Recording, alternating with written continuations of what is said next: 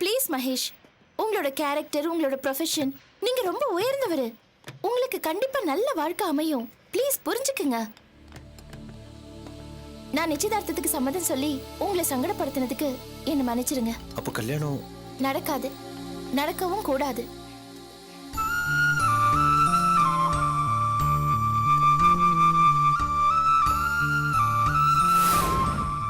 எனக்கு தெரியுங்க. அபி முழு மனசோட இதுக்கு ஒத்துக்கல. உங்க வற்புறுத்தலுக்காக தான் ஓகே சொல்லிருக்காங்க. அவங்களுக்கு இந்த கல்யாணத்துல ஆர்வம் இல்ல. அபி சொல்றது இருக்கட்டும் தம்பி, நீங்க என்ன சொல்றீங்க? நான் என்னங்க சொல்றது? ஒருத்தர் விருப்பத்துக்கு மாறா வற்புறுத்தி கல்யாணம் பண்றது சரின்னு நான் சொல்ல முடியுமா? அபி நான் தொடர்ந்து கேட்டேன், அவங்க ஒத்துக்கவே இல்லை. இவ்வளவு வெளிப்படையா சொன்னதுக்கு அப்புறமும் நான் உங்களை கல்யாணம் பண்ணிக்கிட்டா அது தப்பு தானே? அபி நல்லா இருக்கணும்னு நம்ம நினைக்கிறோம். ஆனா அவங்க விருப்பத்துக்கு மாறா கல்யாணம் பண்ணி வச்சா அபி எப்படி சந்தோஷமா இருப்பாங்க?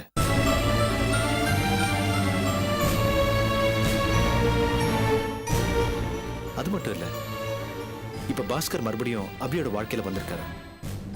அபியோட ஆபீஸ்ல வேலை செய்யறாரு. அது அபி அவர் மேல பரிதாபப்பட்டு செஞ்சது, வேற ஒண்ணும் இல்ல. இருக்கலாம். ஆனா இனிமே பாஸ்கர் அபி பக்கத்திலேயே தான் இருப்பாரு. இந்த மாதிரி சிச்சுவேஷன்ல நான் அபி கணவன் ஆறுது ரொம்ப தர்ம சங்கடங்க. இப்படியே இருக்கிறது தான் நல்லது. எனக்கும் சரி, அபிக்கும் சரி.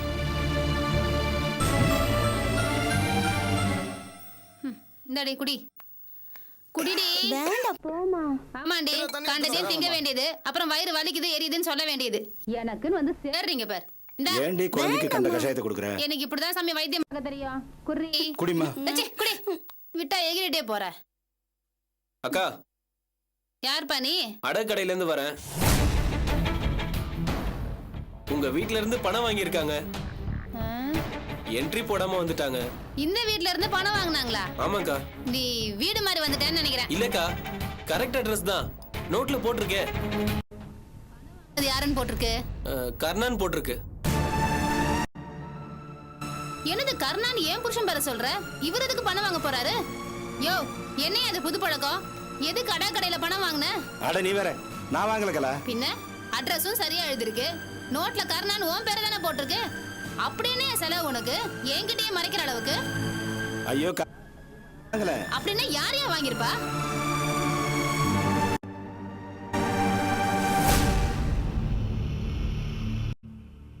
டேய் ராஜேஷ், வாடா இங்க. தானே இது எனக்கு ஒன்றும் தெரியாது, சும்மா. எனக்கு சொல்லு, எதுக்கு பணம் வாங்கின? மறுபடியும் ஏதாவது புது ஏழரை கூட்டு வர போறியா?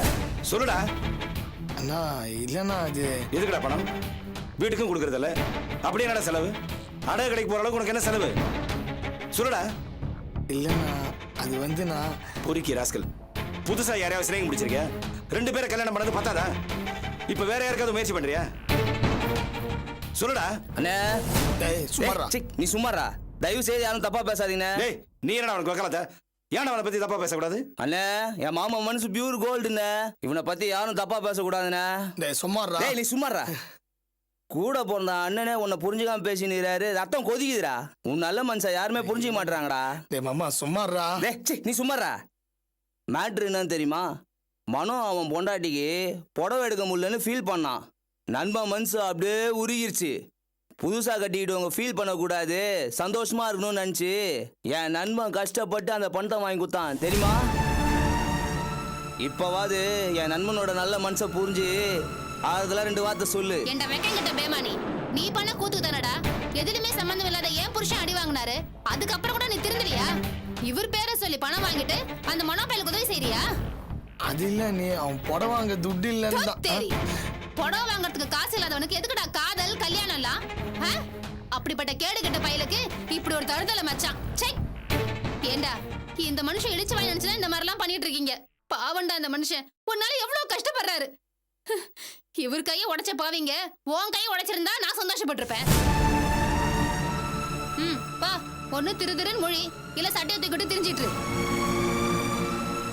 தம்பி தம்பின்னு தலையில தூக்கி வச்சுட்டு ஆனல்ல, இன்னைக்கு கையை உடைக்க வச்சா நாளைக்கு என்ன பண்ண போறானோ? அவஸ்தைப்படு. இதெல்லாம் பாக்கணுங்கிறது ஏன் தலையெழுத்து.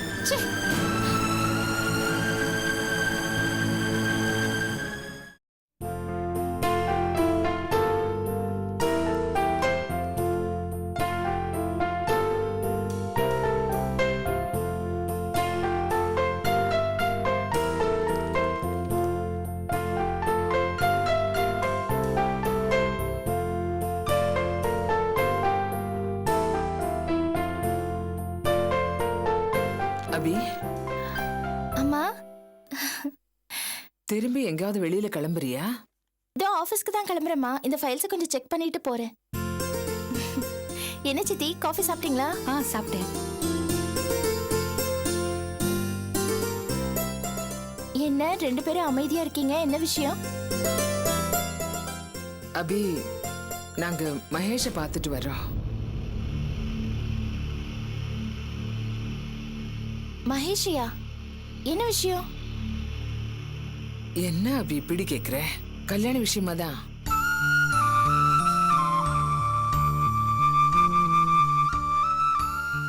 என்னமோ அந்த தம்பி கிட்ட கல்யாணம் வேண்டான்னு சொன்னியாமே, என்ன அபி இதெல்லாம்? நீதான் கல்யாணத்துக்கு ஒத்துக்கிட்ட இல்ல? அதுக்கப்புறம் தானே எல்லா வேலையும் கடகடன்னு நடந்துச்சு. திடீர்னு உங்க மாமனார் இறந்ததுனால எல்லாத்தையும் தள்ளி போட்டோம். இப்பதான் எல்லாம் முடிஞ்சு போச்சுல. அப்புறம் என்னம்மா, பாஸ்கர் வீட்டுல ஏதாவது சொன்னாங்களா? இல்லம்மா, யாரும் எதுவுமே சொல்லல. அப்புறம் ஏன் கல்யாணத்தை வேண்டாங்கிற? ஆமா அபி, திடீர்னு உனக்கு என்ன குழப்பம்?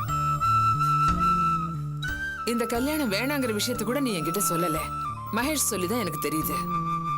ஏம்மா இப்படி எல்லாம் பண்ற? அம்மா, இதை நான் உன்கிட்ட மறைக்க முடியுமா? முதல்ல மகேஷ் கிட்ட என் நிலைமையை தெளிவுபடுத்திட்டு அப்புறம் உன்கிட்ட சொல்லலான்னு இருந்தேன். அதுக்குள்ள நீயே கேட்டுட்ட. சரி, அதை விடு. இப்ப ஏன் கல்யாணத்தை வேணாங்கிற? என்ன காரணம்? திடுதிப்புன்னு எதுக்கு வேண்டாங்கிற? நான் ஒன்னும் திடுத்துப்புன்னு வேண்டான்னு சொல்லம்மா. ஆரம்பத்துல இருந்து வேண்டாம் தான் சொல்லிட்டு இருக்கேன். இல்ல அபி, அன்னைக்கு சரின்னு சொல்லிட்டு இன்னைக்கு வேண்டாங்கிறேன்னா நடுவுல ஏதோ நடந்திருக்கு. அந்த பாஸ்கர் மறுபடியும் உன் வாழ்க்கையில வந்ததுனால தானே இப்போ இந்த கல்யாணத்தை வேணாங்கிற? அம்மா, எல்லாத்தையும் தப்பா முடிச்சு போட்டு பேசாத. பாஸ்கர் ஆபீஸ்க்குள்ள வந்திருக்காரு, வேலைக்காக வந்திருக்காரு, வாழ்க்கைக்குள்ள வரல. புரியுதா? அதெல்லாம் சரி அபி. நீ மகேஷ கட்டிக்கிறதுக்கு முதல்ல ஒத்துக்கிட்டு இப்போ வேண்டான்னு சொன்ன எப்படி? அம்மா, மறுபடியும் சொல்றேன். நான் முதல்ல வேண்டான்னு தான் சொன்னேன். ஒரு கட்டத்துல உன்னோட வற்புறுத்தலும் அழுகையும் என்ன ஃபோர்ஸ் பண்ணிடுச்சு. அதான் நான் சரின்னு தலையாட்டினேன். இப்ப கூட அதே நிலைமைதான். உன் விருப்பத்துக்காக நான் இன்னொரு கல்யாணம் பண்ணிக்க முடியும். ஆனா அந்த கல்யாணம் எனக்கு சந்தோஷத்தையோ நிம்மதியையோ தராது. என்ன அபி பேசுற? நிஜம்தான் சித்தி. நான் உங்க எல்லாருக்காகவும் தான் வாழணும்னு நினைக்கிறேன். அதுதான் எனக்கு சந்தோஷம்.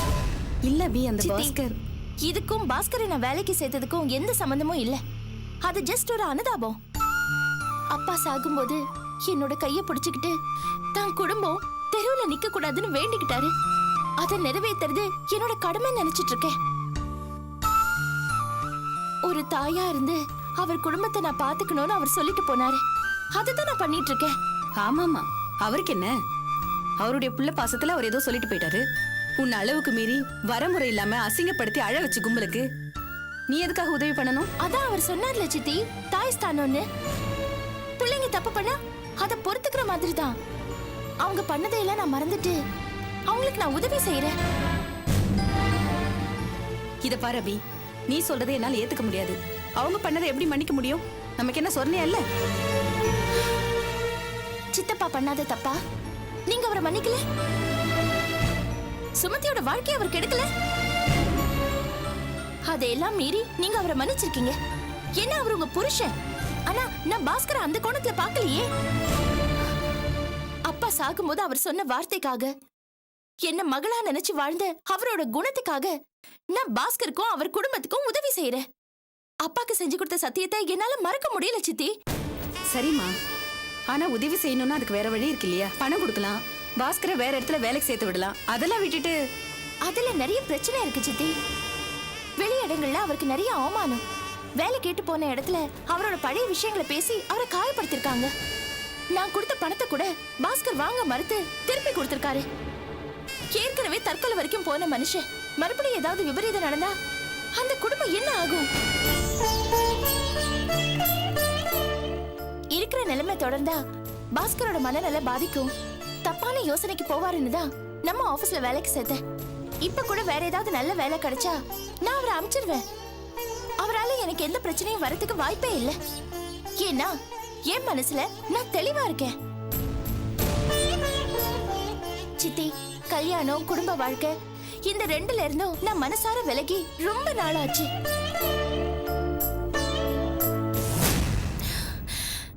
இப்ப என் மனசுல இருக்கிறதெல்லாம் என்னோட முன்னேற்றம், உங்க எல்லாரோட வாழ்க்கை இதுதான்.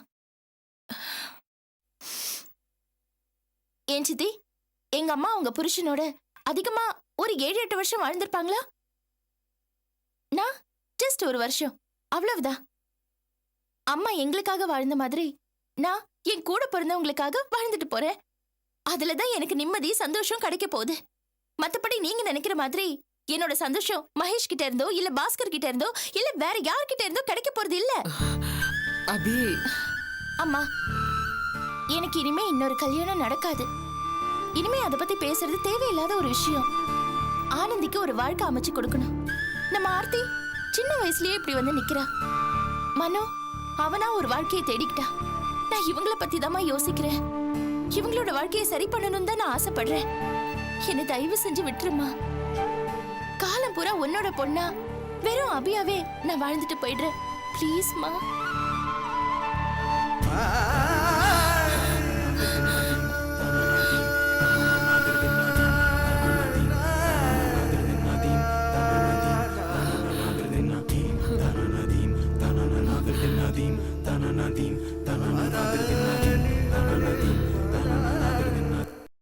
மனு, எங்க போயிட்ட? இரு மனு, வரேன் இரு. ஏய், கண்ணை திறக்க கூடாது. மனு, நைஸா பார்க்க கூடாது. புடவை எப்படி இருக்கு? இது அந்த கடையில பார்த்த புடவை மாதிரி இருக்கு. மாதிரி இல்ல, அதே புடவை தான். என்னானு இப்ப சந்தோஷமா? ஏதுங்க அவ்வளோ பணம்? அதை விடு, உனக்கு இப்ப சந்தோஷமான்னு கேட்டேன். சந்தோஷமா தான் இருக்கு. ஆனா 3000 ரூபாய் ரொம்ப அதிகங்க. என்னாச்சு? ஏன் அமைதியாயிட்டீங்க? இல்லனு, இந்த 3000 நீ சாதாரணமா ஒரே நாள்ல செலவு பண்ணுவ. ஆனா என்னை கட்டிக்கிட்டதால இந்த தொகை உனக்கு பெருசா படுது இல்ல. என்னால தானே உனக்கு இவ்வளவு கஷ்டம். மனோ, என்னது இது? இது நாமளா விரும்பி ஏத்துக்கிட்ட ஒரு வாழ்க்கை. இதுல வர பிரச்சனைகளை நாம தான் ஃபேஸ் பண்ணோம். இதை நினைச்சு சங்கடப்படக்கூடாது, புரியுதா? சரி, அப்ப இந்த புடவை உடனே போய் கட்டிட்டு வா. வேண்டாம் மனோ. என்ன இது, புடவையை கட்டிட்டு தானே வாங்கின? இல்ல வேண்டாம் மனோ. அப்ப இந்த புடவை பிடிச்சிருக்குன்னு சும்மா தான் சொல்லிருக்க. நீ என்ன மாடர்ன் ட்ரெஸ் போட்டு பழகுனவ? ஐயோ, அதுக்கு சொல்லல மனோ. இது ரொம்ப காஸ்ட்லி புடவை. இதை நான் கட்டிக்கிட்டே வச்சுக்கேன். வீட்டுல இருக்கிறவங்க என்ன நினைப்பாங்க? என்ன நினைப்பாங்க? புது புடவைன்னு நினைப்பாங்க. புரியாம பேசாதீங்க மனோ. வீட்டுல அக்கா, தங்கச்சி, அம்மா எல்லாருமே இருக்காங்க. அவங்க எல்லாரையும் விட்டுட்டு பொண்டாட்டிக்கு புடவை எடுத்திருக்கான்னு நினைக்க மாட்டாங்களா? இந்த பாரு, எங்க அம்மா அக்காலாம் அப்படி நினைக்க மாட்டாங்க. கரெக்ட். அவங்க எல்லாம் அப்படி நினைக்க மாட்டாங்க.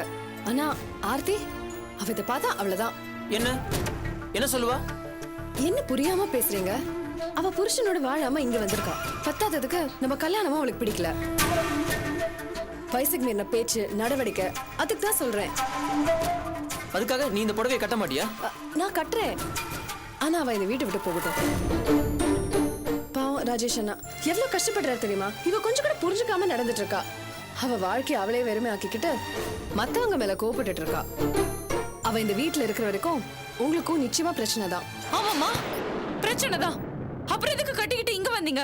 வேற எங்கேயாவது போக வேண்டியதானே? இது பாரு, நான் எதுக்கு போனோம்? நான் என் புருஷன் வீட்டுல தான் இருக்கேன். ஆமாமா, பெரிய புருஷன் லட்சமா கொட்டி இந்த வீட்டை கட்டிட்டாரு பாரு. நீங்களும் வந்து உரிமை கொண்டாடுறீங்க. ஏய், மரியாதையா பேசு. சீ, உனக்கு என்னடா மரியாதை? முதல்ல ஆம்பளையா லட்சணமா இரு. பொண்டாட்டி முந்தானிய புடிச்சிட்டு சுத்திட்டு இருக்காத. என்ன இது? அவளை மரியாதையா பேச சொல்லு. என்னடியாச்சு?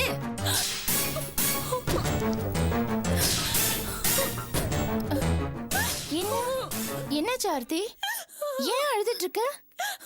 என்ன சொல்ல வேண்டியதானே? மனோ கிட்ட போய் சண்டை போட்டுட்டு இருக்காக்கா? நான் ஒன்னும் சண்டை போடலக்கா. மனு அவ பொண்டாட்டிக்கு 3000 ரூபாய்க்கு புடவை வாங்கி கொடுத்துருக்கான். நான் அதை வேண்டான்னு சொல்லல. வாங்கிக்கிட்டு அவ சும்மா இருக்க வேண்டியதானே? என்ன குத்தி காட்டி பேசுறாக்கா. நான் இந்த வீட்டுல உங்களுக்கு எல்லாம் பிரச்சனையா இருக்கேனா? இந்த வீட்டுல நான் வாழ வெட்டியா? அப்படி இப்படின்னு ரொம்ப கேவலமா பேசுறாக்கா. எனக்கு ரொம்ப கஷ்டமா இருக்கு. ஏய், ஏன் இப்படி அழற? என்ன ஆர்த்தி? என்ன அனு இதெல்லாம்? ஐயோ, நான் அந்த அர்த்தத்துல சொல்லலங்க. வேற எந்த அர்த்தம் அதுல பேசினேன். அக்கா இவன நீ எல்லாம் ஒரு ஆம்பளையான்னு கேவலமா பேசுறாக்கா. ஆமா, பொண்டாட்டிக்கு 3000 ரூபாய்க்கு புடவை வாங்கி கொடுக்க தெரியுது, ஆனா வேலைக்கு போக தெரியலையா? ஆர்த்தி வாய மூடு, உள்ள போ. அக்கா நான் என்ன உள்ள போ ஆர்த்தி, ப்ளீஸ் போ. அது என்ன நடந்ததுன்னா, உன் மேல எந்த தப்பும் இல்ல அனு. ஆர்த்திக்காக நான் உன்கிட்ட மன்னிப்பு ஐயோ, கேட்டுக்கிறேன். நீங்க எதுக்கு மன்னிப்பெல்லாம் கேட்டுக்கிட்டு? It's okay Anu, it's okay.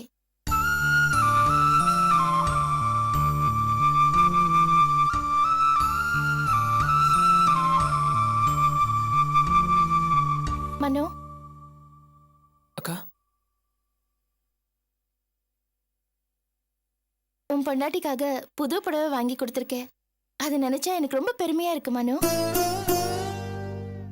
புருஷன் கையால ஒரு பொண்டாட்டி புடவை வாங்கினா அதை விட சந்தோஷம் வேற என்ன இருக்கு? நீ பண்ணது சரிதான், தப்பே இல்ல. தேங்க்ஸ்க்கா. நீ அக்கா தங்கச்சிங்களுக்கு ஒண்ணும் பண்ண வேண்டாம். உனக்கு என்ன வேணும்னாலும் என்கிட்ட கேளு, நான் தரேன். சரிக்கா. 3000 ரூபாய் கொடுத்து உன் பொண்டாட்டிக்கு புடவை வாங்கியிருக்க. ஒரு 300 ரூபாய் கொடுத்து உன் பெத்த தாய்க்கு புடவை வாங்கி கொடுத்திருந்தா அம்மா எவ்வளவு சந்தோஷப்பட்டிருப்பாங்க.